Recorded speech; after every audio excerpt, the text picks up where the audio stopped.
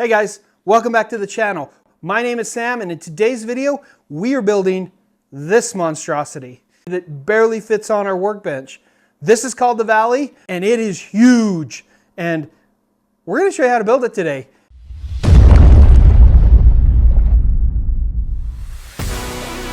We got something brand new for you. This thing, this monstrosity, this thing is huge. It's called the Valley, and it barely fits on our workbench. This is over 6 feet in length. It is massive, and you're going to want it for your indoor crawler course setup. Winter months are coming, and you're going to want to have it. Introducing the CrawlerTrax Valley. This is the crown jewel of our lineup, and the ultimate challenge for any RC rock crawler enthusiast. This massive obstacle is designed to push your skills to the limit, offering an adrenaline-pumping experience that keeps you on the edge of your seat. Crafted with precision and innovation, this suspension bridge is engineered for the toughest climbs and most thrilling maneuvers. At the heart of the valley is a steep incline that leads daring crawlers up to the bridge deck. Many rigs tend to tip over backwards during this ascent, making it a true test of your RC crawling prowess. But the real excitement begins as you conquer the bridge deck, which can be customized to suit your preference. Whether you choose a single or dual track configuration, the challenge intensifies as the bridge starts to swing, demanding the utmost control and finesse to keep your rig grounded. The Valley features a specifically designed RCM CCA Class 3 compliant tunnel within the mountain section, making it perfect for competition gates. This obstacle isn't just a physical challenge, it's a testament to your skills and a centerpiece for your RC crawling adventures. Are you ready to take on the biggest and most thrilling challenge in the CrawlerTrax lineup? Get ready to conquer the suspension bridge and push your RC crawler to the limit.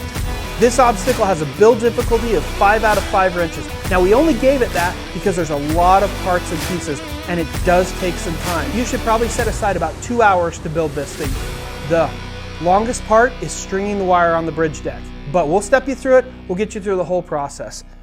We made some last minute changes to this obstacle with the help of Ken from the Shop Mini RC. If you haven't heard of Ken or don't know what he's all about, we'll put a link in the description below. Head on over to his YouTube channel. He's an amazing human being, and he gave us valuable feedback on this obstacle. We made these last minute changes, and we think you're going to like them. So the build difficulty level on this obstacle, we originally rated at a 1 out of 5 tires. Sorry, a 2 out of 5 tires. But now, since we've made these changes, it can literally be a 2 all the way up to a 5 in difficulty level. So like all our obstacles, you can customize this beast to whatever you want it to be. You can go easy and you can go hard. You, the CrawlerTrax fan, actually gets more bang for your buck because now it's 3 obstacles in 1. We'll show you that a little bit later in this video. In the meantime, let's get to the build. Let's take a look at this thing. Ugh, it's heavy. This thing, just so you guys are aware, is a half a sheet of plywood. It's 9 sheets total, and it takes over an hour on laser to cut. So it is huge. It's massive, and it is kind of the pinnacle, the centerpiece of all our CrawlerTrax obstacles. If you have all our other ones, you're going to love this guy. It's great, makes a great centerpiece to your collection, to your layout, to your modular indoor crawler course. That being said, let's open up this 9 sheet monstrosity. This thing is awesome. You're going to love it. So the first thing you're going to get when you get your Valley is your kit, which is massive. It's huge, right? Look at that. 8 sheets. Let's go ahead and open this thing up and let's get started on the build. Before we do that, let's go over some supplies that you're going to need to complete this obstacle. The first thing you're going to need is some sort of glue, some sort of adhesive. This is Tybond Quick and Thick. We've talked about this in every one of our other videos. We love this stuff because it sets in about 15 to 20 minutes, and it's awesome. If you don't use this, you can use regular white glue, you can use spray glue, you can use, I don't know, you could use any type of tack, cement, rubber cement that you want, but we found this stuff is the best, especially if your rig's gonna be scraping over the graphics on the edges, your axles and whatnot. This stuff is the best. So get yourself a good glue. The second thing we like to use in spreading this, spreading the glue out, the Tybond Quick and Thick, is a silicone roller. It really does help. I know you can use your finger, you can use a paintbrush, whatever you want to do, but this is super easy, and cleanup is a snap. That's why we like this thing, and it gives a nice even coat. Has these little ridges on it to, it's kind of like doing tile. So this is a great little addition. If you're interested, if you're building a lot of our obstacles, we highly recommend doing this. Speaking of picking this up, we're going to put links to all this in the description below. Be aware, those are affiliate links. We do get a small kickback when you order through our affiliate links. It doesn't cost you any more to order through our affiliate links, but it does help the channel out, and it does help us here at CrawlerTrax to continue to release those killer obstacles that you're accustomed to. So use our affiliate links, and we'll put all that down in the description below. Next thing you're going to need to build this obstacle, some sort of X-Acto knife. Our other Fiska's X-Acto knife got worn out, so we got a new one. These are great X-Acto knives. We'll put a link to the description below. We like our Ryobi X-Acto knife, but you can't get those anywhere but Home Depot, so we'll put a link to this one. This is our second favorite knife. Used to be our favorite till we got our Ryobi. We'll put a link to this in the description below as well. This is awesome. Going along with those, you may need some clippers. These are little cutoff pliers we got with one of our mini 3D printers. They're just to help clip the little knobs off, the manufacturing tabs, I guess, if you will. But we have changed our laser settings, so these obstacles should be really, really easy to punch out. You shouldn't have any issue with it whatsoever. Once again, if you do, we stand behind our product 100%. So make sure that if you have any issues, you get a hold of us through Facebook, through Instagram, through YouTube, or through our website. We have a link on there, email on there, and you can get a hold of us and we'll take care of you. Okay, I think that's it. I think that's all we need for to build this thing. I'm gonna have to do something with this guy. It's big. So let's get this off our workbench and we'll get to opening this kit. Let's put this over here and do this. Now our bench looks empty, which is kind of crazy because normally it's not. Normally we can fit our obstacles and what we're building. This is not the case with the valley. I just about said the broken bridge. We're gonna open this guy up. Cut right down the side here. Like we said earlier, it's 9 sheets.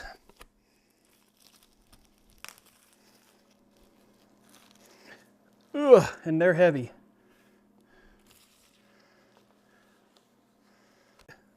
First thing you're gonna notice is, once again, like all our obstacles, they all come with an info sheet. Scan the QR code, link you right to this video. Next thing you're gonna notice is we always include a sticker. You guys love stickers, so we like to include them. On top is going to be all your graphics. Now there's quite a few graphics here. Don't worry, we'll show you how to put them on. Like our last video, the mud pit, because this is a 5 out of 5 wrenches on the difficulty scale, we're not going to show you how to glue all of them on. We're going to do that off camera. We're not going to bore you with that. But if you need to reference a video where we actually glue golly, I can't talk tonight. You do need to reference a video where we install the graphics on the obstacle. We'll put a link up here. I think it's up here. A little eye with the circle around it, and we can link you that video. We're going to just remove our graphics. Now the goal with any of our obstacles is to get them punched out as soon as possible, because then you can, once you punch them out, you can start applying the graphics and letting them cure while you're building the rest of the obstacle. So we're not going to show you how to punch them out on camera. We're going to punch 1 or 2 of them out. We'll give you that, and then once again, reference that video up there to learn how to punch them out if you need the help. But once again, because this is a 5 out of 5 wrenches on our build difficulty level, you should already have some experience with some of our other obstacles. It's not hard, but you'll get the point. All right, so first I'm going to start with the first sheet, and we're just going to start punching these guys out. And they should be a lot easier this time to punch these out because we've changed our manufacturing settings on our lasers. Just like that. Look how easy that was. Okay, so we're punching these out. And super easy. Ken from the shop Mini RC likes to save these guys, but we have so many of them laying around. We usually typically throw them away. One thing you want to do as you punch these obstacles out is you want to keep all your pieces kind of in the same area, kind of separated out, if you will, into the different shapes, so that when you go to build it, you know where your pieces are, you know they're organized. So I'm going to set that over there for now. One thing I want to show you really quickly. If you remove the first sheet, you'll see this little hole section. In that hole, you're going to have some some little hooks here. Those are going to be used for later, and you're going to have your cable. There should be about 48 inches of cable, but 4 times. So you have 4 strands in here, and there should be about 48 inches per strand. So just be aware of that. Next, we're going to go back to our first sheet, and we're going to start punching our next piece out. Once again, just be careful. They should break free fairly easy, especially since we changed our laser settings. Just like that. Oh, look how nice that is.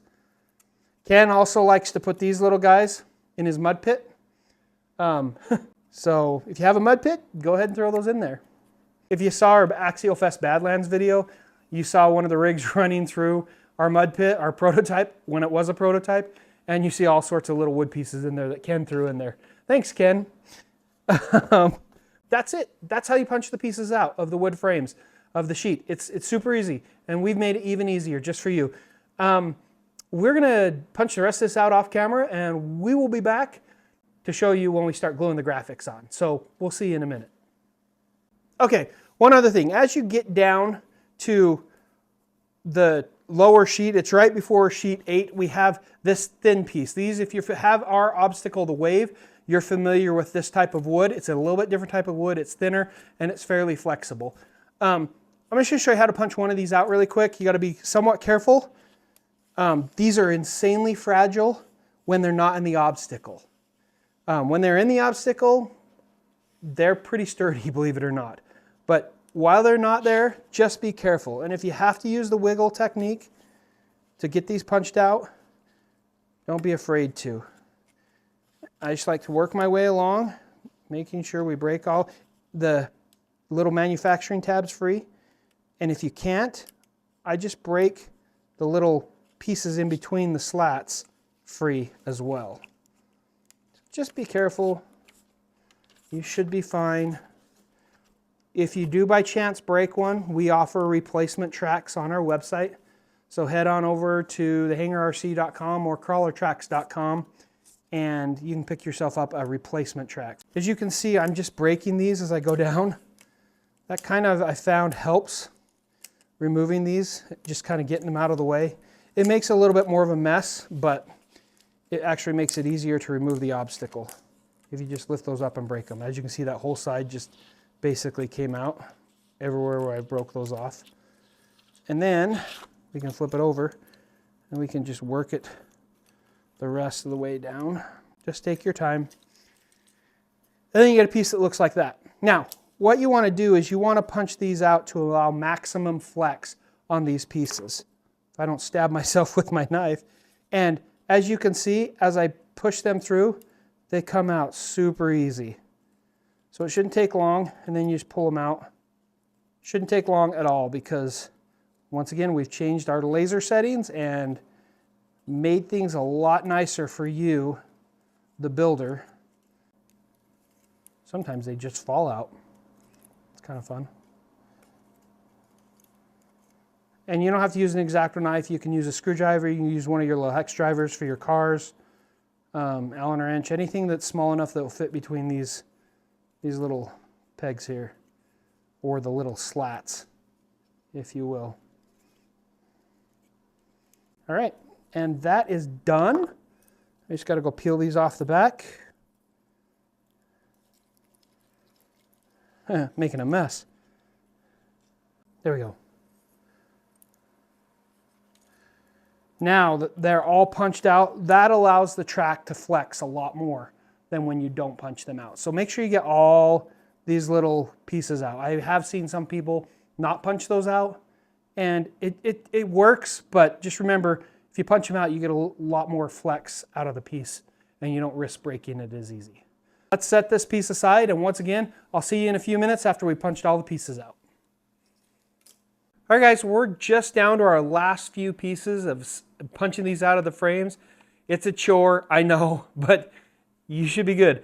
We stacked everything as best we can in kind of similar parts and pieces. So we're going to finish punching these guys out. We're just going to show you that last little bit process here. So I'm going to work my way down using the wiggle method if you have to. And you'll notice on this sheet I broke out some of the pieces of the framing of the structure pieces, that's okay if you break those.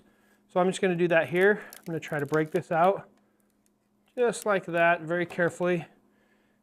And then it makes it easier to work as I punch these two pieces out. Just like that. And the last piece, and then I have a little bit of cleanup to do. There we go, let's set this aside.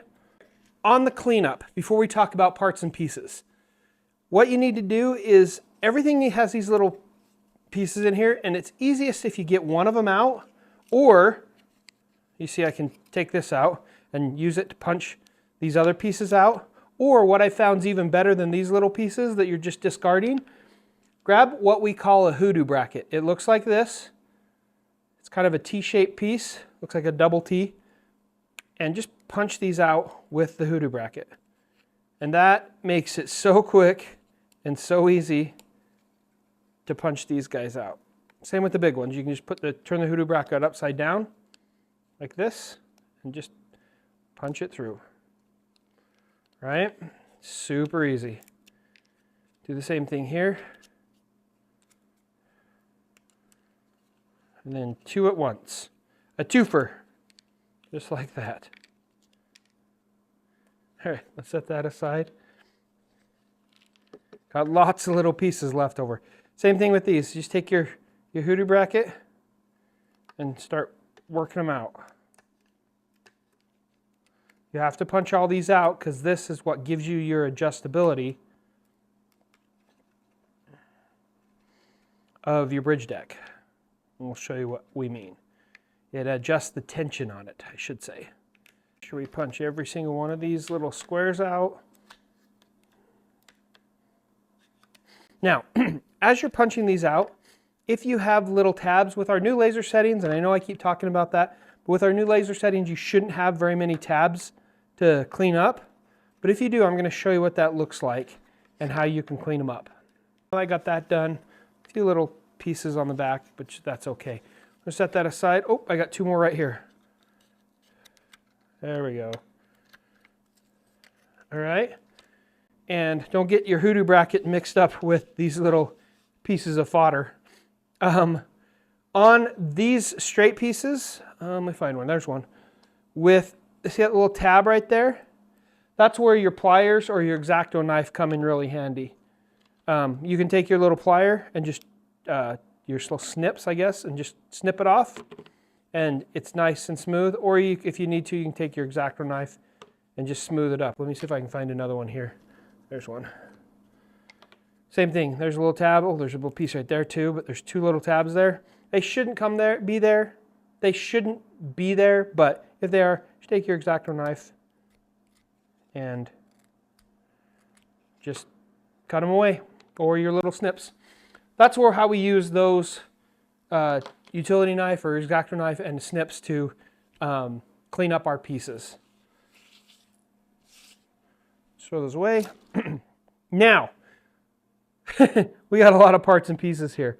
Oh, forgot one. Let's do this really quick. Again, just punch those out with the hoodoo bracket. If you don't know what a hoodoo is, we'll explain it in a minute. If you have our mud pit, you should know what a hoodoo is. Okay, put those in the garbage. That piece is now done. All right, lots and lots and lots of parts and pieces with this guy. Not that hard of a build. It does take a little bit of time.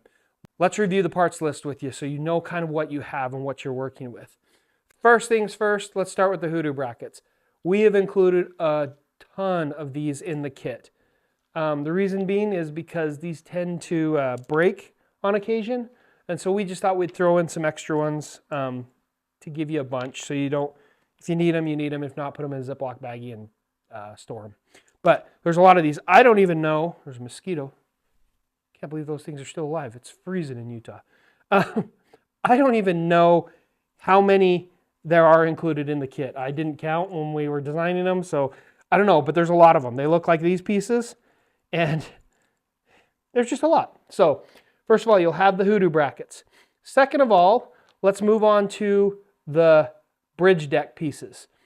There is 21 of these square pieces for your bridge deck.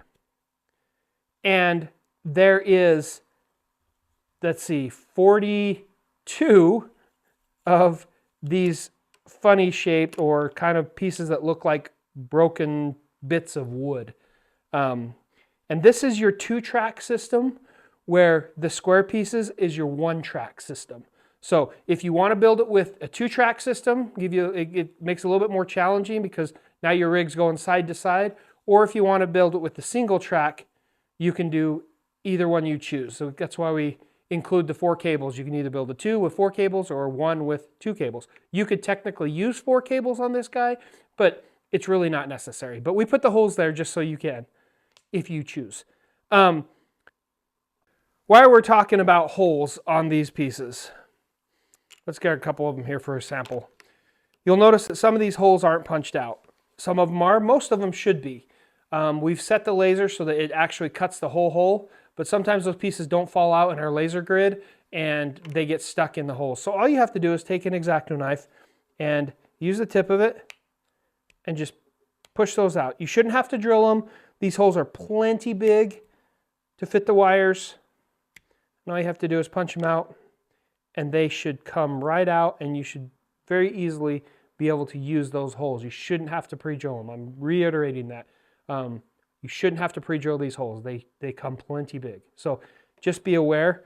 If you need to punch out the little piece that's in them, you may find a few of them that you have to do that, but most of them should be taken care of by the laser. All right, so 21 single track pieces and 42 double track pieces. In addition to the double track pieces, let me find mine here, you should get 4 square ones that are completely square, don't look like a broken piece of wood. Those are to be used next to the mountains when you do the double track system, and we'll show you that in a little bit. All right, moving on. You should have 4 tip supports, and that's what these pieces are. This is what they look like. They're kind of a funky shaped piece, but that's what you should have 4 of those. You should have 4 feet, which these are 1, 2, 3, 4.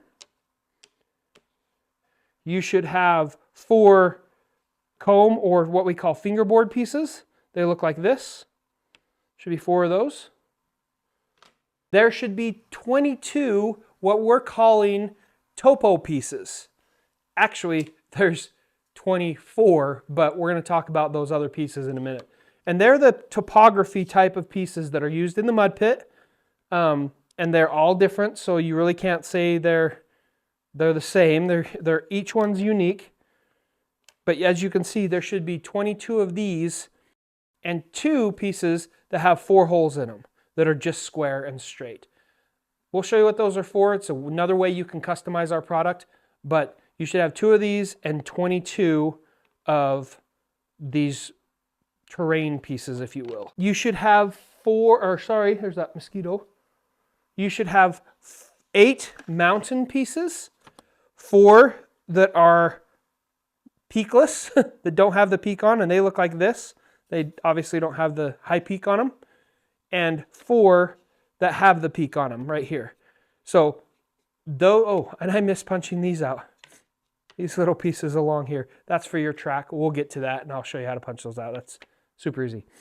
So 8 mountain pieces, 4 of each style.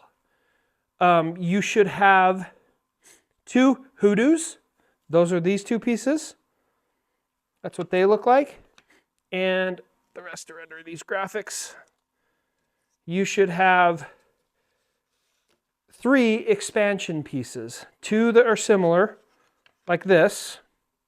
2 that are exact same. And then 1 little square piece right here. Those pieces keep your valley from sliding together.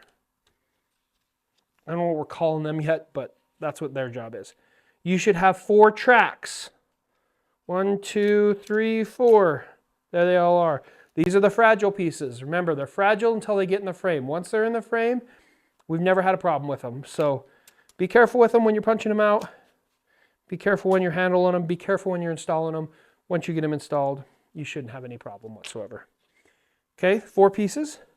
And the last piece to this giant puzzle is the graphics. And the only pieces that get graphics are the expansion pieces, the hoodoos, oh, there's an expansion piece, and the mountains. And the mountains come in 3 pieces. 4 small pieces like this, 4 big pieces like this, with the tunnel cut through them, obviously, and then 4 little pieces like this for the extensions. We'll show you where these go. Okay, the next thing you want to do is we want to get to gluing so our pieces can be drying while we're building the rest of it, and when we need them, they'll be available to us. So let's get to gluing. Let's show you how to glue these pieces on. I'm going to start with, let's start with the expansion pieces because they're small and space is at a premium at this point. I'm going to grab my 2 expansion pieces. They kind of look like they're expansion pieces graphics. That's a tongue twister. They kind of look like they have a river. And if the laser didn't cut quite through these little squares, that's okay. They're not a big deal. You can punch them out with the hoodoo bracket, or you can just leave them and they'll punch out when you go to install your hoodoo bracket. One thing that is super critical when you're building our obstacles, and I've made the mistake myself, I've seen numerous people make the mistake. I can't stress this enough. Always, always, always dry fit your pieces to your wood. Because if you don't dry fit the graphics, inevitably there's going to be a mirror image of those graphics, and you're going to put glue on the wrong side. Things are going to get messed up. So please dry fit your graphics. I always test them. And in fact, when I'm working on a specific piece, I lay out all the graphics so that I know that each piece has its own, has a place, I guess. It lives somewhere. So there we go. We've just dry fitted all 3 of these graphics. Now, I'm going to go ahead and glue these on, and I'm going to show you how to do this, and then I'm going to stop the recording for a minute. We're going to glue these all on because, once again, once you've glued one, you've glued 100 or 1,000.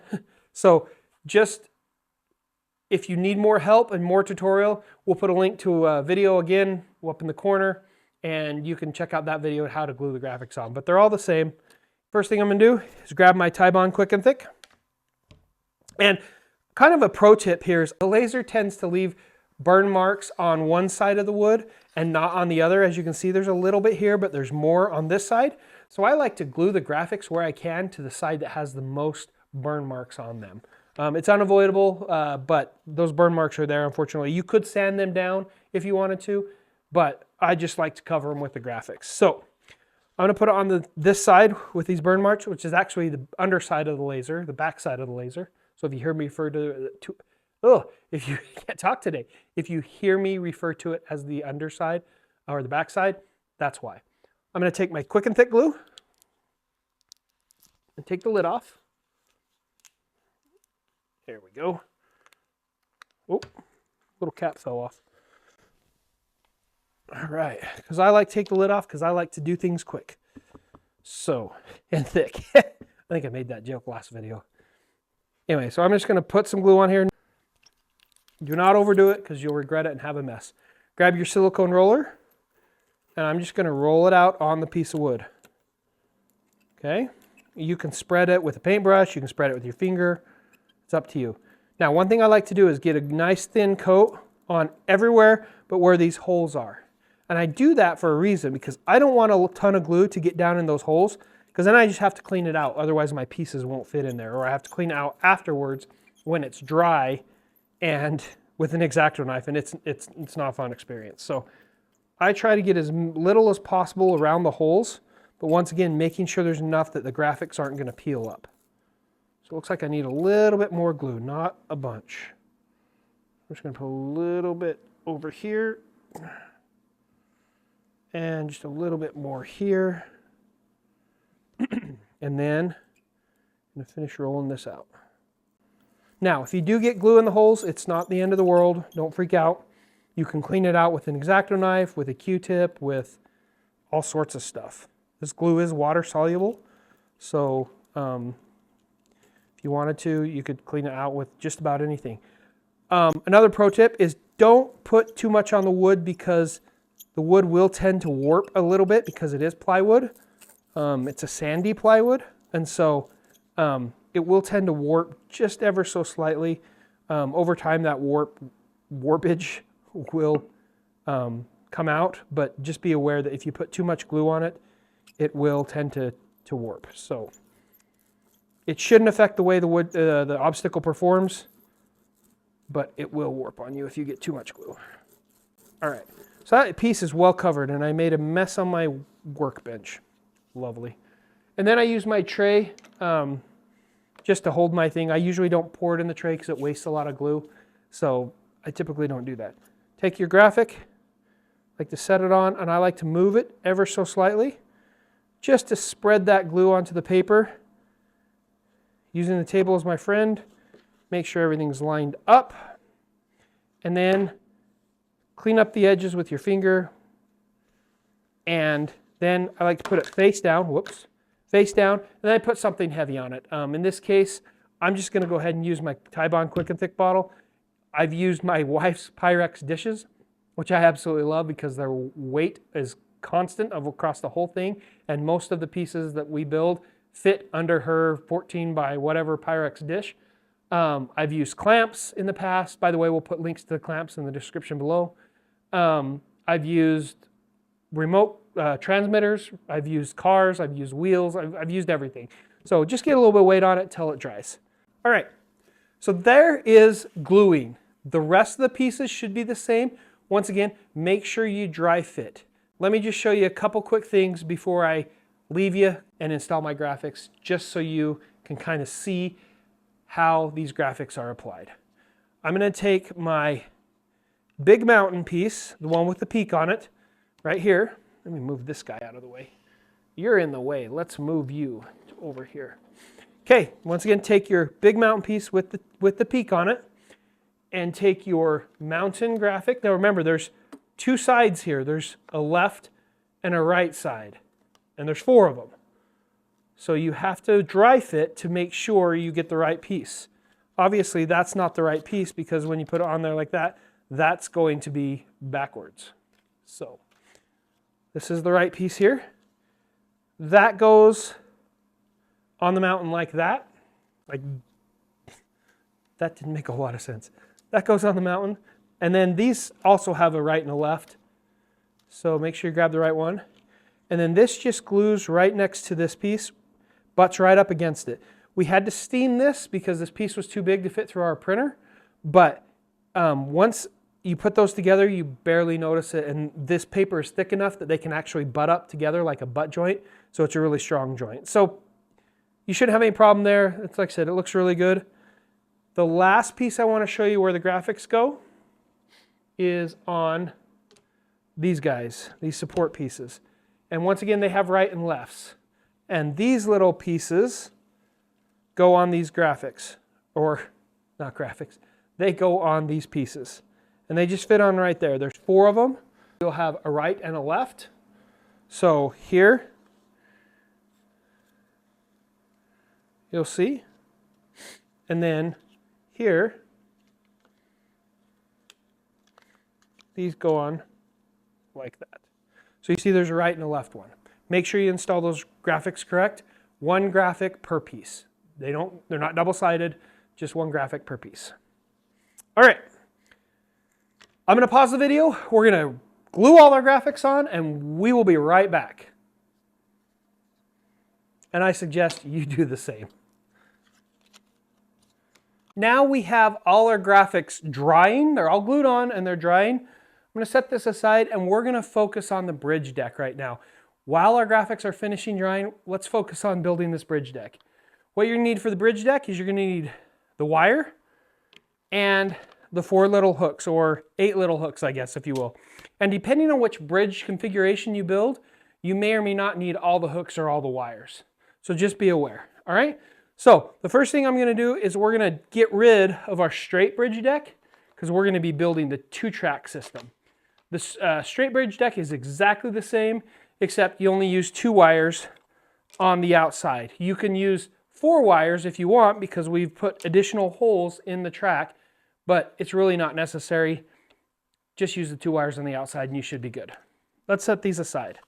Now that those are set aside, I'm going to unwind my wire and straighten it out. Now, this is just standard picture frame wire.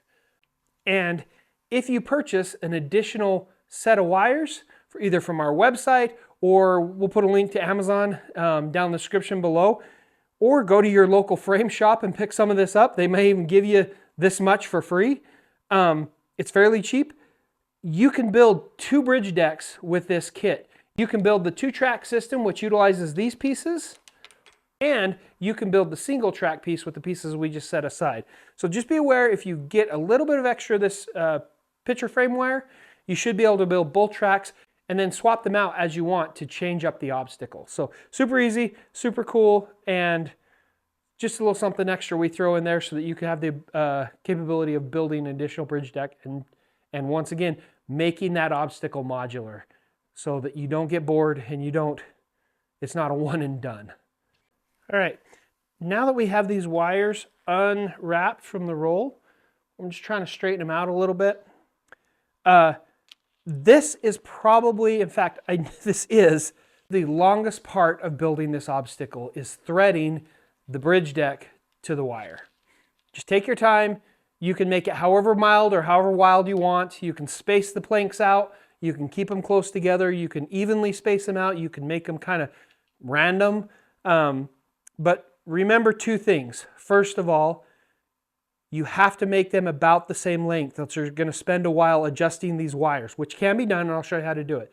But you have to make them similarly the same length if you're doing the 2-track system. Second of all, grab one of your smallest tires that you run on your rigs, and preferably mounted to a wheel so it's a little bit more solid.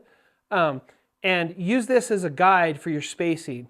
Make sure that this doesn't sink down too far that your rig's going to bind up and get stuck.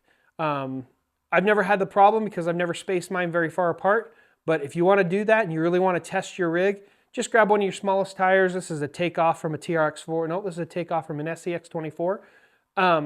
And just test the spaces between just to make sure you're not going to be binding and whatnot. So that's a good handy item to have. I'm sure you have leftover tires. We all do. One of the first things we do. So the first thing I'm going to do is I'm going to start the bridge deck with this square piece. And you'll notice this square piece still has the little hole pieces in them. So I'm just going to quickly punch these out. Super easy. 2, 3, and 4. And there they're punched out. Now I'm going to take my wire. And this is where you have to remember your pattern, because your pattern matters here. Patterns matter. All patterns matter. I'm going to go in the top, underneath, and up through. Now, if you did it just opposite, it would look like that. But I'm going to do it this way because I like my main support to be underneath the plank. It doesn't matter which way you do it. It works both ways. And then what I'm going to do is I'm going to leave about 3 inches, 2.5, 3 inches beyond this piece. And that's so you can hook on your hook and it makes it easy to remove and hook back up your bridge deck. So we start with that piece. I'm going to move this out of the way. Make sure it's tight. You look at the underside. I've got it fairly tight so it won't move. Once you pull that tight, it locks the panel or the piece in place. And then I'm going to move on to the next piece. So I'm going to just pick a random piece. You can do it in any order you want, however you want to do it. You just have to make sure you go through, stay on the left side, and then come up on the right side. It's a pattern. And like I said, this is going to take you the longest time because you have to feed each one of these on. And if you plan on doing the 2-track system, it's going to take you twice as long as the single track. But believe me, it's worth it because it's awesome. I'm going to space this out. And I'm just going to guess on my spacing, whatever I think looks good. And you'll notice I just did that wrong. Dang it. I've done this 100 times and I still do it wrong. So just take your time, make sure you get it right. All right, let's look at this way. So I got to go down through here and then up. All right.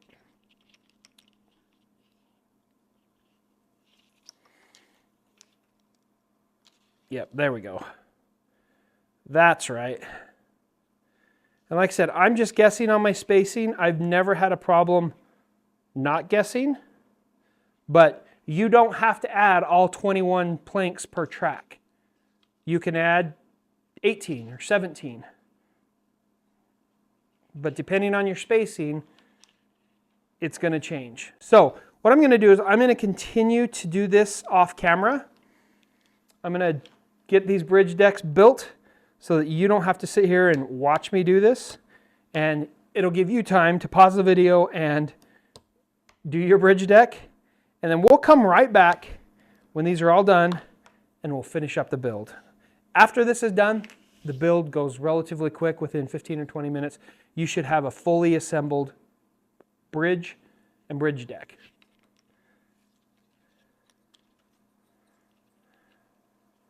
There you go. There's number 3 piece. And we're going to put you on pause after I get you threaded up here. There we go. All right. So there's my first 3 pieces, you can see. And when I get this first wire done, we'll come back and we'll show you how to weave the second wire in. And yeah, we'll see you then. All right, we're back and we have our tracks strung. If you'll notice, I've got one that's not quite finished yet. We're gonna show you how to finish it up, but we've got a full complete track here. Put that one aside and let's show you how to complete this. Now, one thing you want to keep in mind is the length. Now, if you'll look at these and you lay one on top of the other and line up the end that's completed, you'll notice that one of these tracks is 1 plank longer than the other one. It doesn't matter what's in the middle, it's where it lands at the end. So right over here, you'll notice it's actually 1 plank too long. So I may have to remove this plank and move this one in, just so they're the same distance. But we'll deal with that after we get this other wire strung. I'm going to show you my technique for stringing the second wire. I'm going to take it, I'm just going to twist the end of it. You can do this with the first one if you want. And then I just start feeding like I would the first one. And I guess I could have done that the other way, but you'll get the point. I want to make sure that the 2 end lengths are about the same length. That doesn't make any sense. I want to make sure they're about the same length here on the end. Pretty close, okay? And then I'm going to take my other piece, my other end, and feed it up through, because that's been my pattern this whole time. And to do these, it probably took me, I don't know, probably 30 minutes to do both these planks, or both these tracks. So not horrible, maybe 45. You just got to take your time, maybe build it in a couple different sessions and you'll be fine. Okay, so now that I've got this started, it should be a lot easier. Now the first thing I want to do is when I move on to the second plank is I'm going to make sure that the distance from one side of the plank to the other is the same. So if you can see, let me pull this out here. As I'm preparing to lock this in place, I'm just basically making sure that this distance and that distance are the same. Pretty close. It doesn't have to be exact. And then I lock it in place by kind of bending it down. Put this one over here. And we will lock this other one in place. The next one, I should say. All right. So now this one will be locked in place. And moving on to the third one. Once again, coming down.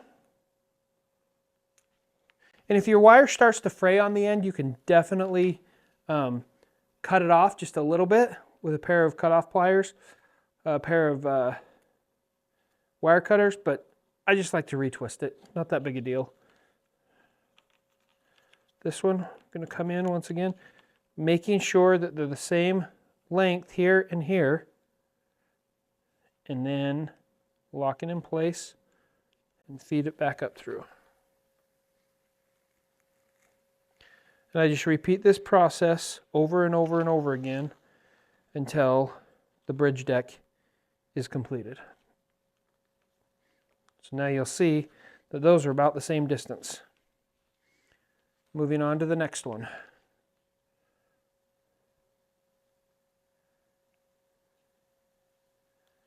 Down through.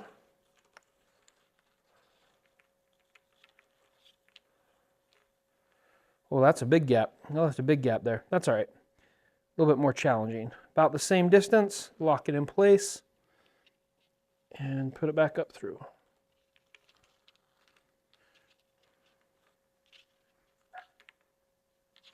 Okay, moving on to the next plank. Down through. There goes my dog out the dog door. This one's got a lot of length between the two planks as well. That's okay. Lock it in place and go back up through. The wire's fraying just a little bit, so I'm just going to wind it back up, wind it up, and come back through.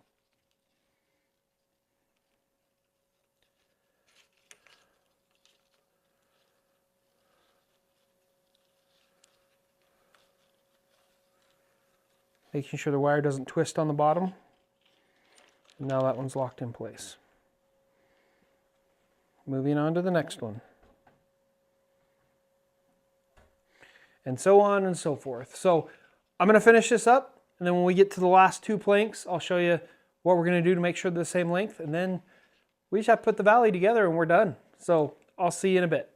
All right, now that we have our tracks mostly completed, or our bridge decks, I'm going to show you how to complete these with the last two pieces. Like I mentioned earlier, these are a little bit long on this one track. So I'm putting the end pieces together and I'm pulling them tight. And I can see that this is one plank too long. So I'm just going to take a plank off here before I finish it up. Take that out. That will be extra. And finish. Oops, putting this back in. It's upside down the way I strung it. So, and then what I'm going to do is, before I lock this plank in, I want to make sure they're about the same length. Like I said, they don't have to be perfect, but you want to get them close.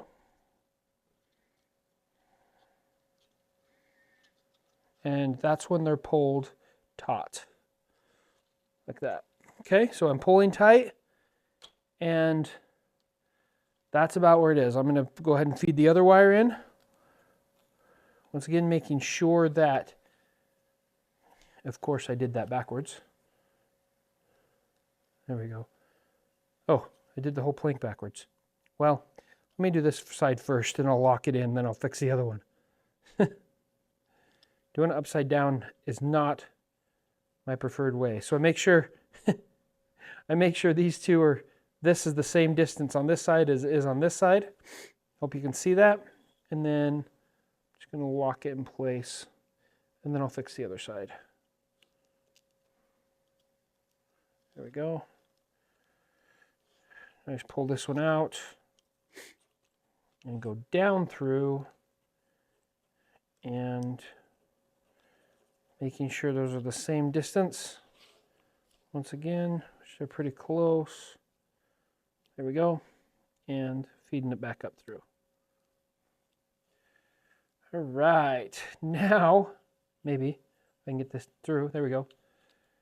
Now we're ready to start building our mountain pieces. These two bridge decks should be the same length, pretty much, which it looks like they are.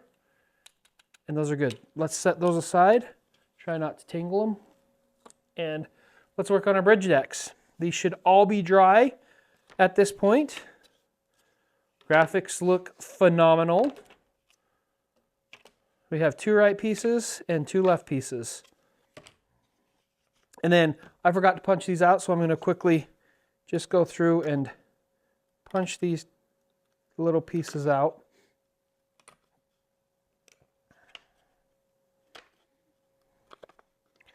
Because they're just that easy.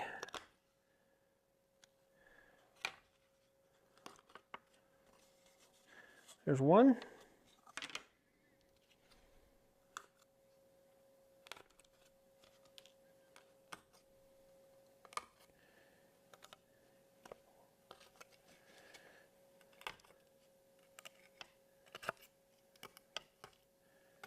That'll be 2.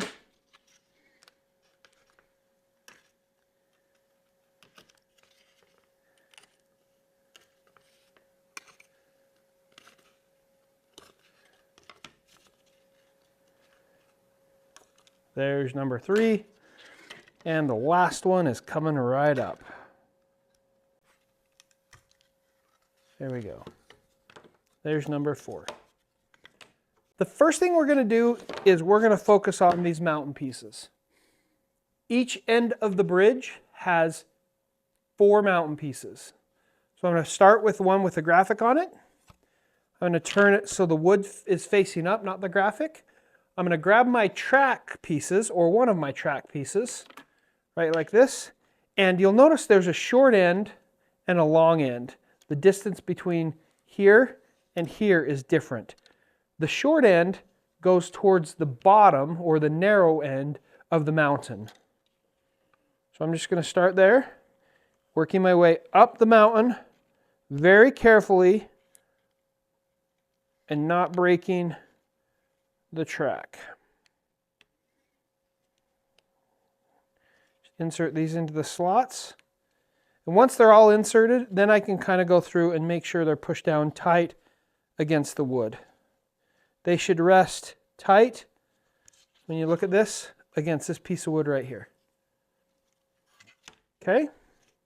And then I'm going to take one of my other mountain pieces, and I'm going to come back and I'm going to push these together and slot the second mountain piece. And this is the trickiest part, because you have to work each piece individually, each tab individually, as you work down the mountain. And the trick is to keep what you've already done in place, hold it here while you work down the mountain, because otherwise there's a potential for it to come out as you're working your way down the mountain. So just be aware. It just takes a little effort, because these are sometimes bent on a funny angle or funky angle. Sometimes I like to put my hand up through the bottom just to work to kind of give the track a little bit of pressure so it goes where I need it to go. And once these tracks have been installed in the mountains for a little bit of time, they kind of work into that shape. So if you ever take them apart, they'll maintain their shape a little bit. Here we go, working my way down to the bottom 2. Sometimes little pieces of wood get stuck in these tabs, and you have to take your X-Acto knife and just kind of cut them out. Not a big deal. Like right here, there's just a little piece of wood. I'm just going to clean out that tab just a little bit, or that slot. I'm getting all my words mixed up today. Then I can finish this off. There we go, and there we go. One side of one mountain is done. Now, to help support this, I'm going to take the piece that the tracks can, not always, but can slip into or fit into. It's this piece right here. It's got 4 holes in it. And I'm going to slot it into this hole right here. And then on the other side, there's a hole that's the same. Don't push it through the graphics, but that will help hold it in place while you work on the next one. Set that aside. Grab another mountain piece and another track. Once again, starting with the short distance here. That's longer, this is shorter. Down at the bottom. And really, you can start at either end. You don't have to start at the bottom. You can start at the top if you want. It really doesn't matter. Working my way up the mountain very carefully, tabbing the track into the slots.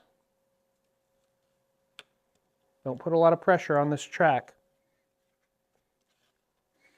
Making sure it's down firmly against the wood. Grab your second mountain piece. I usually like to stand them up and work my way that way. And then start to tab the track into the slots on the second side. Try to do this so you can see it better. There we go. There we go. There we go. Oh yeah. This is going to be awesome.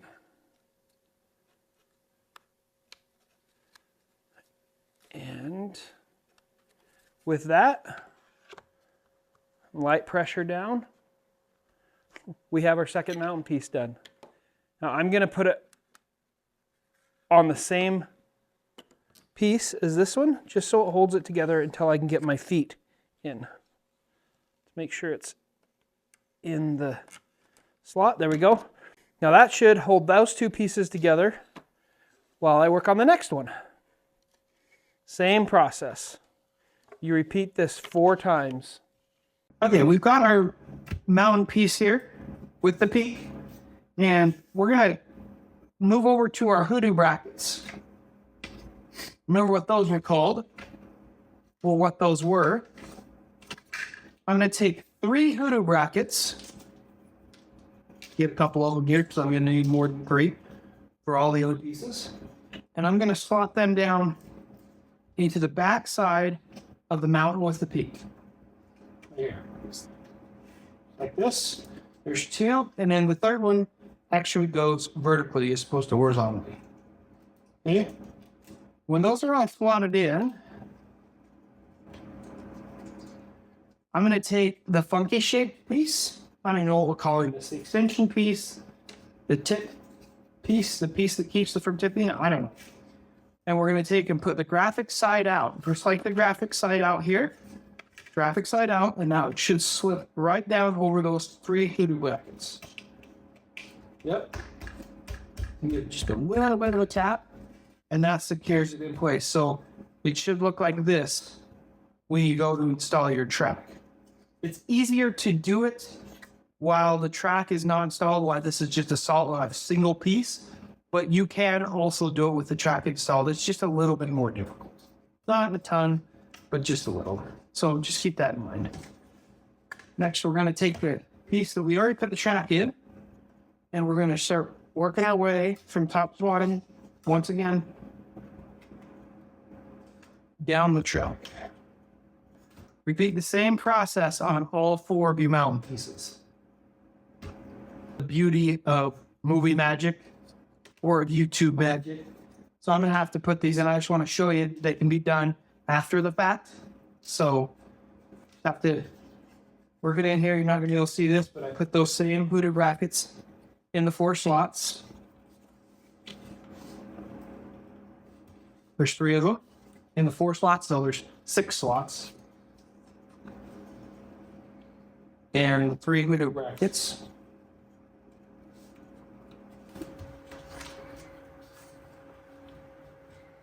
And I got those in place. I'm going to take my graphic piece, my extension piece, whatever the heck we're calling this. Make sure the graphics are on the same side. And I'm just going to push it in place. And you can see this can be done with the track installed or without. It's just a little bit easier without the track installed. You don't risk having your track pop out on you like it just did on me. Now I have to go back and just slip this back in place. Super easy. And then I can once again put my 2 pieces of the mountain together like that. I'm going to set these aside there, and I got to put those support pieces in this side of the mountain. Now that we have the 3 main parts of our obstacle built, we have the 2 mountain pieces and we have the bridge deck, or the tracks in this case. We're going to show you kind of how to install the tracks on the bridge deck. There's 2 different ways you can install it. One is somewhat adjustable, the other is highly adjustable. We're going to kind of show you both because, once again, we like to make our obstacles completely customizable, and we want you to have that awesome experience of replay value. So we build multiple configurations into each one of our obstacles. The Valley is no different. So we have our 2 bridge decks. They're about the same length as far as the spacing and mainly just the end pieces, actually, if you want to be honest. The spacing doesn't matter. As you can see, the spacing is all different between the two separate tracks. By the way, this same process applies if you build the single track as well. And we'll show you that in a minute. The spacing is the same on the end pieces. That's what's important, is that they're fairly close when you stretch them out, as you can see here. And when I stretch this out, those end pieces are almost exactly the same. They don't have to be 100%, but they need to be close. The next thing we're going to do is we're going to install our hooks. On the bridge deck, once again, the hook pieces look like this. They're either copper or brass colored. Copper, not copper, silver or brass, chrome or brass colored. And you're just going to make a loop in your bridge deck and loop it in. And then what I like to do is I like to take a pair of pliers and just squeeze that end together just so it doesn't come out. Now, this is one way you can adjust your bridge deck. The spacing between the last bridge deck piece and the hook determines how much of a drop you're going to have as your rig comes over and gets onto the bridge deck itself. So, I'm going to show you how to install these, and we're just going to do one for now, and then you're going to repeat the same process on the other one. So first things first, we're going to take our mountain piece. Let's clean up my workspace just a little bit. We're going to take our mountain piece here, and we're going to flip it over on its head. Now, you'll remember this piece we fed between the two different mountain pieces in the single side. It's got 4 holes in it. Those holes are for your hooks, and those holes make it easy to change out bridge decks. If you want to get one of our bridge expansion kits, you can actually have additional hooks in order to hook in those holes. The other thing you can do is you can actually wrap the wires through those holes and just wrap them around themselves, but the hooks just make it easy to switch out between the two different bridge decks. You can choose which one you want to do. Additional wire and hook kits are available on our website at thehangarrc.com or CrawlerTrax.com. So head on over there and you can pick yourself up an additional wire and hook kit. So that being said, let's get to installing this. I'm going to test the length of this, and I'm just going to guess because I have a feeling that this distance between the end plank and the hook is too long. And if we look right here, if we kind of just line that up, that's a big jump for any micro crawler to make. So we're going to shorten these up a bit. And I'm going to shorten them up by just taking the wire off. Maybe. Taking the wire off, I have to unbend my hook. And then I'm going to guesstimate about where I'm going to line up this bridge deck where I want the first step onto the bridge deck to be. And it's going to be about there. You could make it a little bit longer if you wanted to make it a little bit more challenging, but I like it about there. So I'm going to just guess, and I'm going to put a bend in the wire. And then what I can do is I can actually wrap the wire around itself again through the hook, and it shouldn't be a problem. Put my hook through there. Once again, the easiest way to do it is just hold the wire and twist the hook. And you can even hold the wire with your pliers, like so, and just twist the hook. And that way you have a nice solid cable to suspend your bridge deck from. All right, so that's pretty good. I'm just going to use my plier to bend those frayed wires down just a little bit.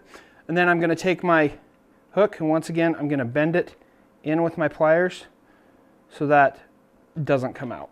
I'm going to repeat the same process on all 8 sides of this bridge deck. If you're using the single track, you'll do it 4 times. When I do it to this next one, I'm just going to use the one I just did as the guide.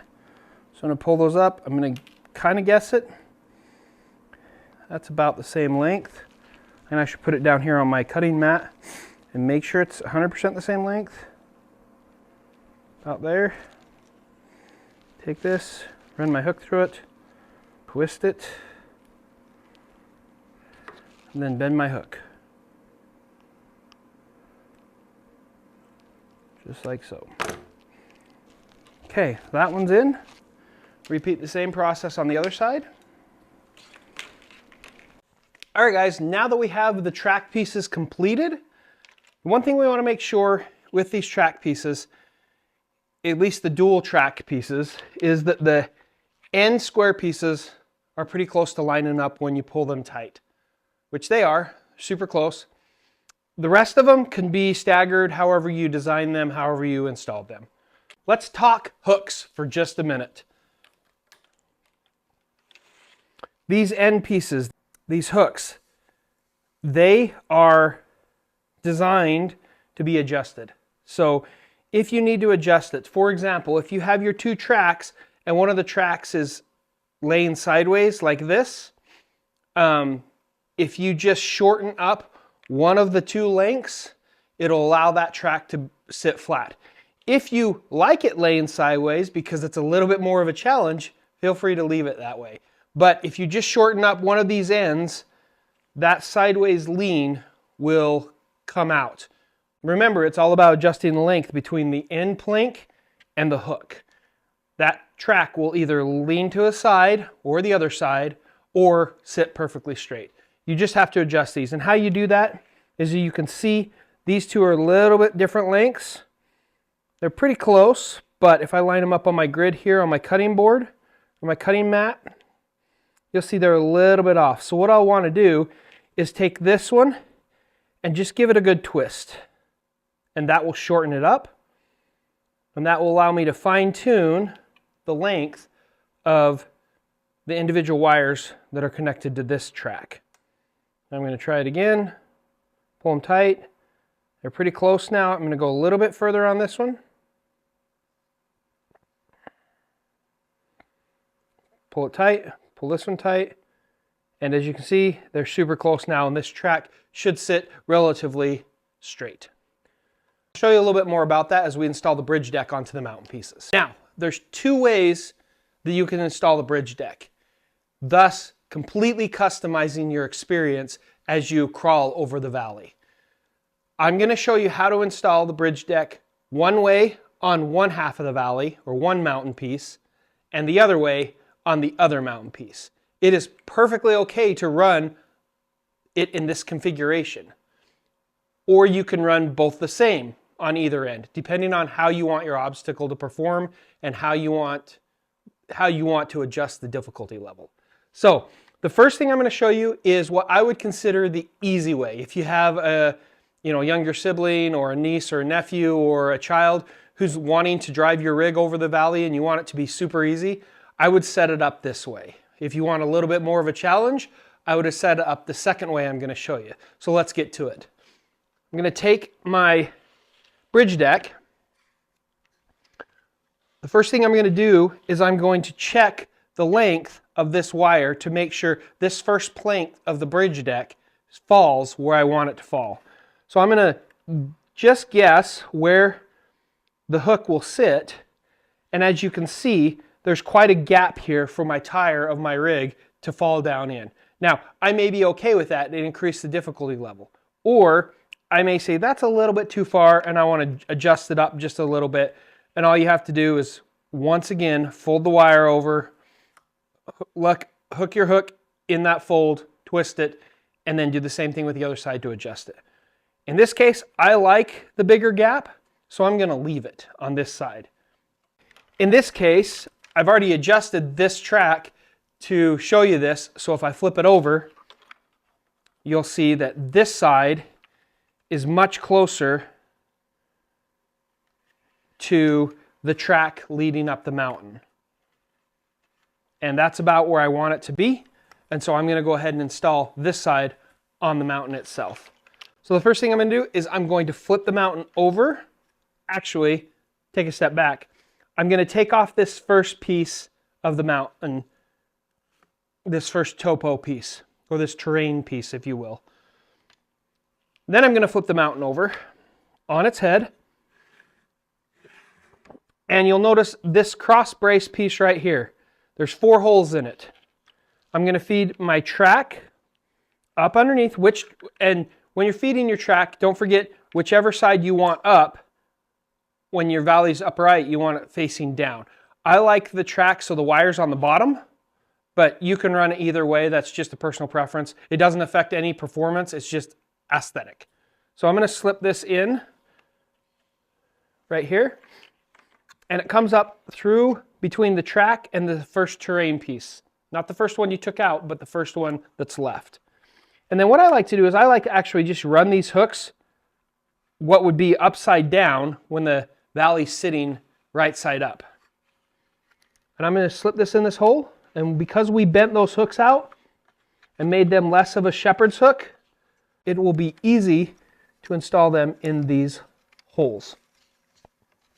I'm going to take the first one, slide it in, and then once I get it in the hole, I'm going to try to do this so you can see.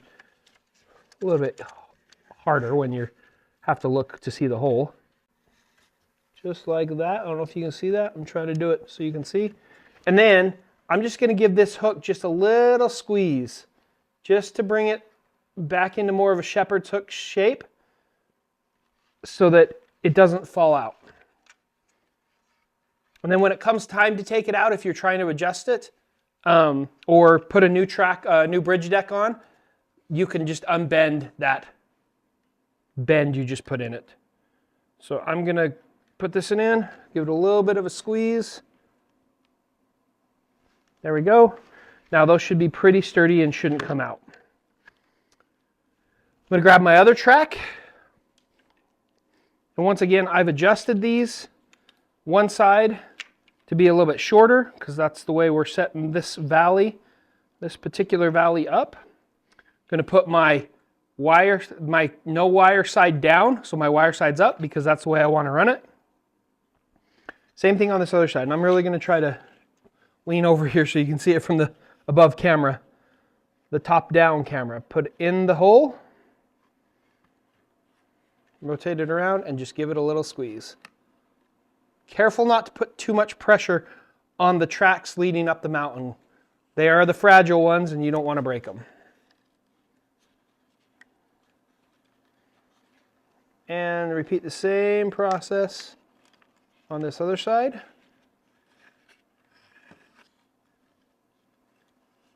And put this down in the hole.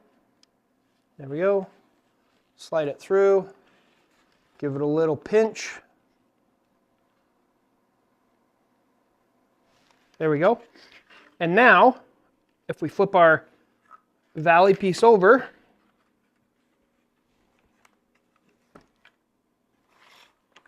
you can see that our first two tracks are attached to the valley. And you can kind of see the spacing when you step down from the mountain track onto the bridge deck. That's okay, especially if you put a terrain piece back in. So I'm going to lift up my bridge deck and I'm going to slip this terrain piece right back down into place. Now you're going to have something for your tire to land on and it won't sink down so far. So now that we have the first two ends of the bridge deck attached to the mountain piece, I'm going to slide it over here on the workbench. This thing's massive. I don't know if I'm going to be able to do this. I need a bigger workbench, that's for sure. I'm going to take the second mountain piece and I'm going to actually use two additional terrain pieces that aren't really terrain pieces, but that's what we're calling them. They're actually flat. These are the pieces we're going to be using. Now I got still two of these little holes in there. I'm just going to punch those out really quick. Just like that. They come right out. Not a big deal. These are the pieces you're going to be using. There's 4 holes in it, much like the support piece that goes across both mountain pieces. We're going to hook our hooks in here. So again, I'm going to bend them just a little bit. Help them not to come out. And in this case, I'm hooking the hooks what we would consider right side up instead of upside down, just because I can. And I'm going to hook the second track in. Of course, making sure the tracks are straight, because you wouldn't want it to twist, or maybe you would. That might be kind of cool. Squeeze these just a bit. There we go. And this is the second way you can install the bridge deck onto the mountains. This is probably the more adjustable way. In fact, I know it is. The more adjustable way is this way. But if you look, and it's not going to be long enough, I can put this right down where the terrain pieces go, Slips in just like that. And now I have a bridge deck that actually sits a little bit lower than what I would consider the easy way, but also is 100% adjustable. If I want this to sit even lower, all I have to do, lift up this terrain piece, this topo piece, and take out another topographic piece and slip it down in, making sure the hooks don't get caught up in it, just like that. And now my bridge deck will actually slope in a downwards direction. Very cool. Same thing if I want to move it up higher. I'm going to take out these two topo pieces or topographic pieces, terrain pieces, whatever we're calling them. I think we're calling them terrain pieces, officially. Slip that down there, and now this side of the bridge deck will sit higher than that side. Thus, you can adjust this bridge deck however you want it to be with this obstacle. It's all up to you. Now that that's done, we're going to show you what our spacers do.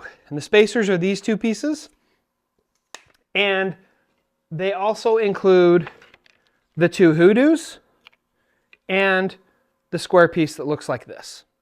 So first thing we're going to do is we're going to show you how to space this apart.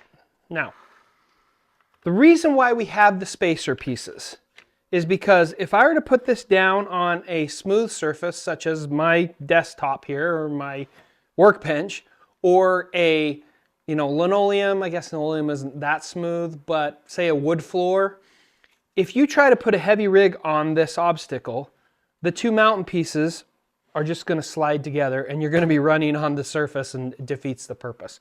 So we developed these spacer pieces that are going to help you with keeping the mountains spread apart so that you can run your heaviest rig over them without having them sliding together.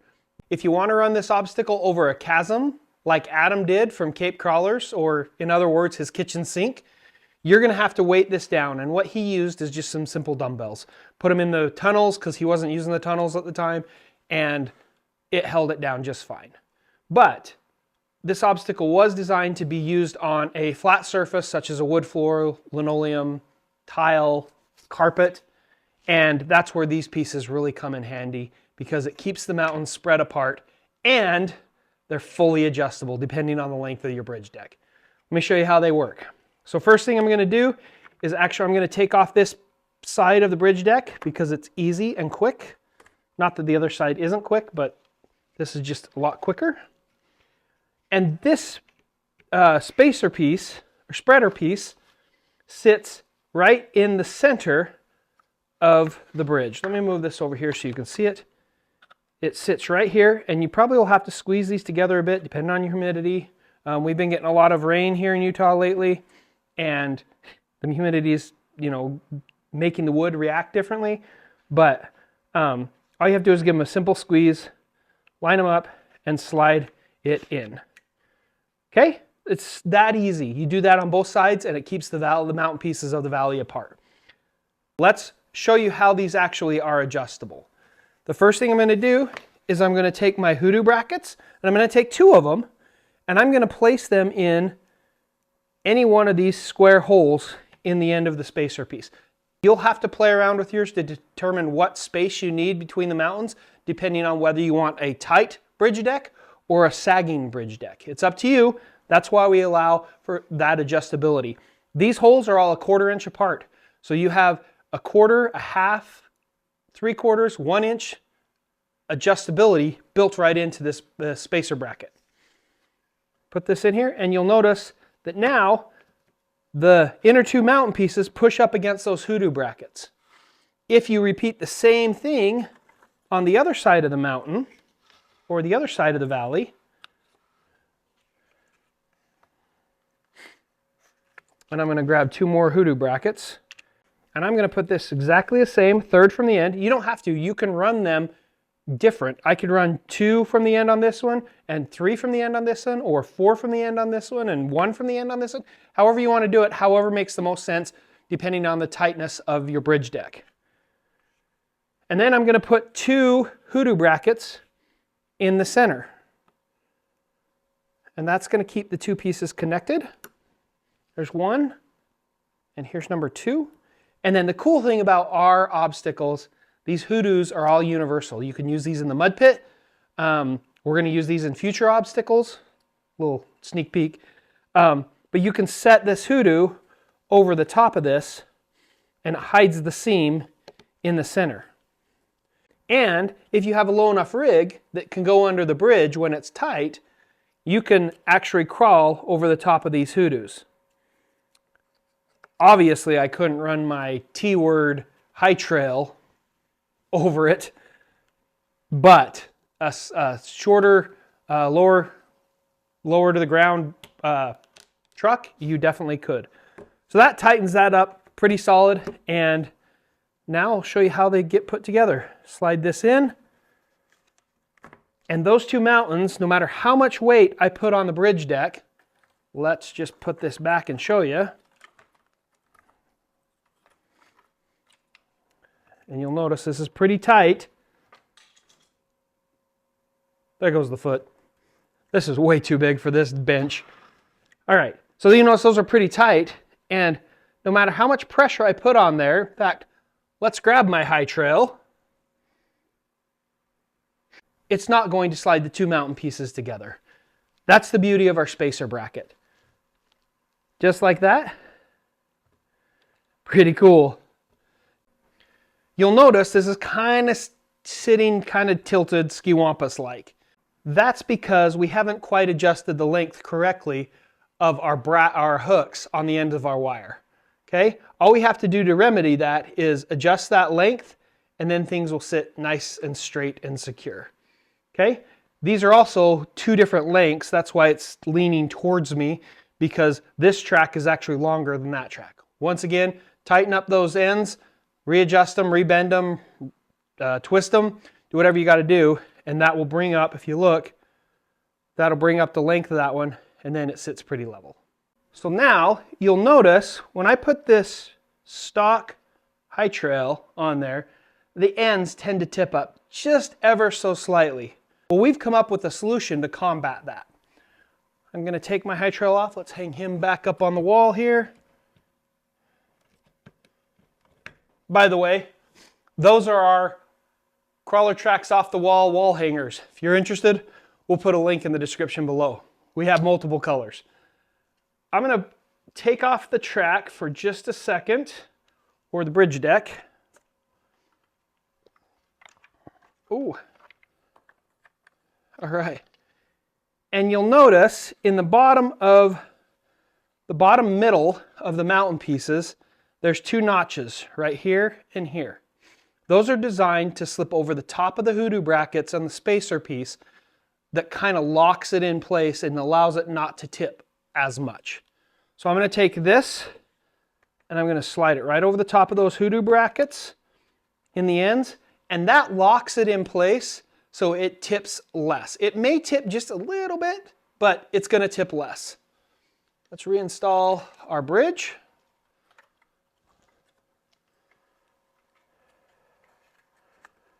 Just like that.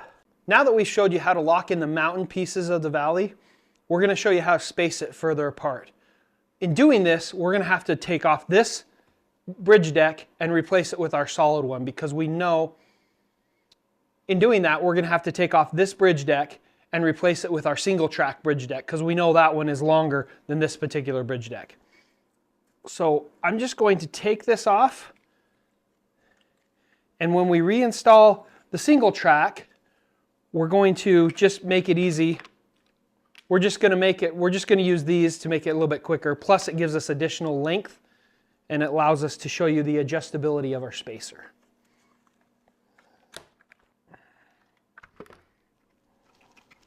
So I'm going to just unhook what I've already hooked. And there's number 4. Just like that. Super easy, super simple. And now we can swap out this deck for the other one. Speaking of swapping bridge decks, we'll put a link in the description below to our Valley expansion kit. that gives you more wire and more hooks so you can build the single track bridge deck that's included in your kit. I'm going to grab my bridge deck. This is our single track. This is included in your This is included in your kit. You can choose either one. I'm going to put it into our terrain pieces. All right, like that. I'm going to grab our additional terrain piece, which is here. I'm going to feed these hooks in, give them a little bend, just so they don't come out. I'm going to put this way up here on the top. And I'm going to put this in actually down lower on the valley. And then I got to fill in a few pieces because I want this side to be super difficult. I'm going to fill in a few pieces of terrain.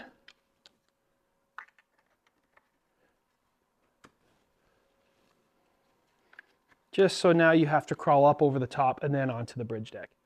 Now you notice this is no good. So we're going to show you how to adjust this. We're going to take out our spreader piece or our spacer piece. Take off the hoodoo. Take off the hoodoo brackets. If they're a little bit tight, you can just use a pair of pliers to pull them out. Super easy. There we go. Same thing here. Spread our bracket here apart. Put in this square piece. Grab 2 additional hoodoo brackets. 3 and 4. And in this case, you can put on the double hoodoo. And that'll lock it in place. Just like that. And now, when we put this back on the mountain to spread it apart, we have to adjust our hoodoo brackets on the ends. So I'm going to use this to help me because it's kind of a weird angle. 1, 2. I'm going to put these actually on the very last holes of our spacer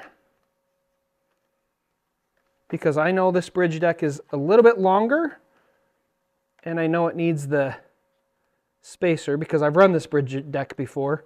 I know it needs the spacer to be as far out as possible. Especially since we came down lower on the mountain with that other side of the bridge deck. I'm going to put this in here. There we go. Same thing on this end. I'm going to come quite a ways out, probably to the very end hole. And I apologize you can't see this, but all I'm doing is moving these hoodoo brackets.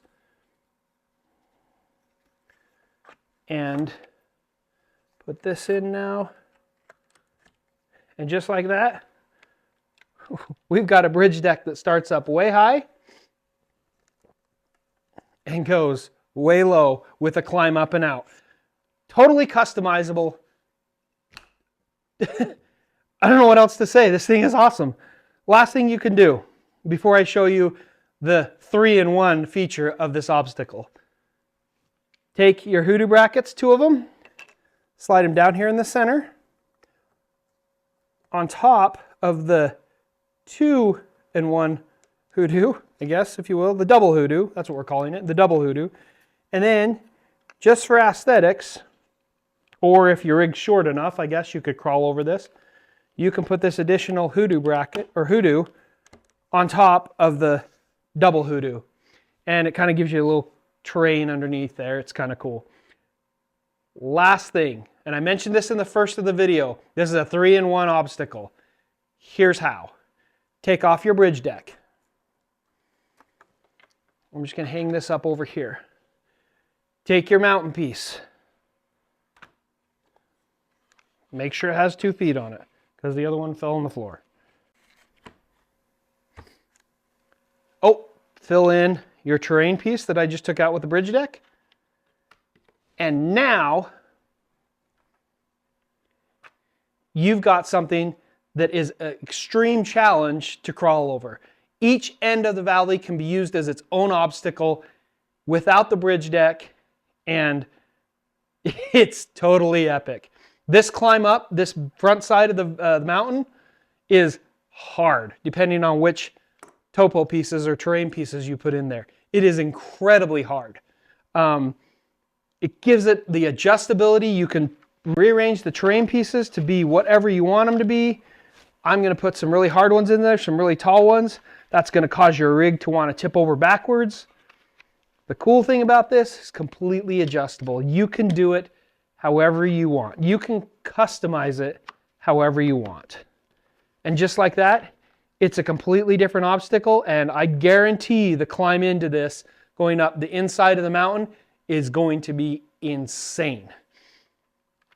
It's totally cool. Oh, and by the way, here's a tunnel. I think I mentioned that in the first of the video. Well, friends, this is the CrawlerTrax Valley. This is our crown jewel. It is the biggest obstacle we've ever produced, we've ever created. This thing is an absolute blast. You're going to love it, I promise. It is completely adjustable. It can go to mild to wild, however you want to run over it, however you want to drive your rig on it, it can handle it. You can make it a simple bridge. You can make it two complex, insanely hard obstacles, and completely and fully adjustable.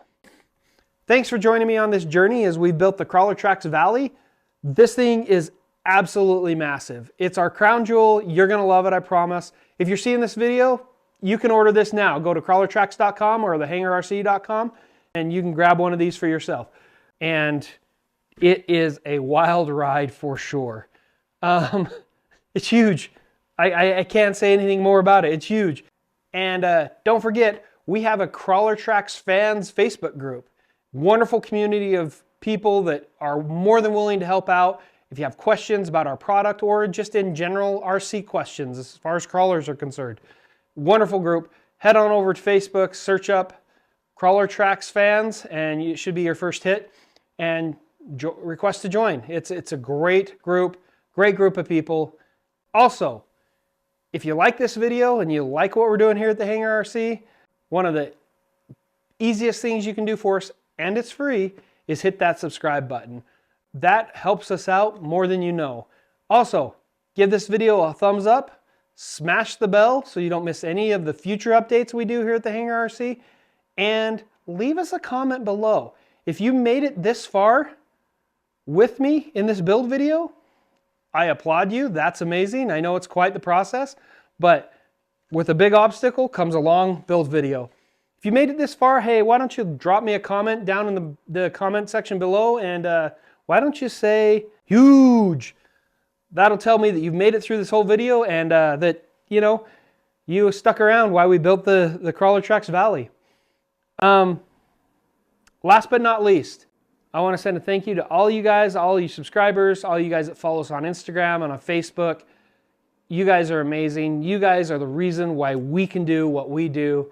And hopefully you like what we're doing. If you have any feedback, send us an email at info@thehangarrc.com, and we try to respond to everybody. Not only that, but we try to respond to comments as well. But send us an email, info@thehangarrc.com, and we'll gladly take your suggestion and your feedback for sure. Other than that, let's hit the trail. Let's show you what this thing can do.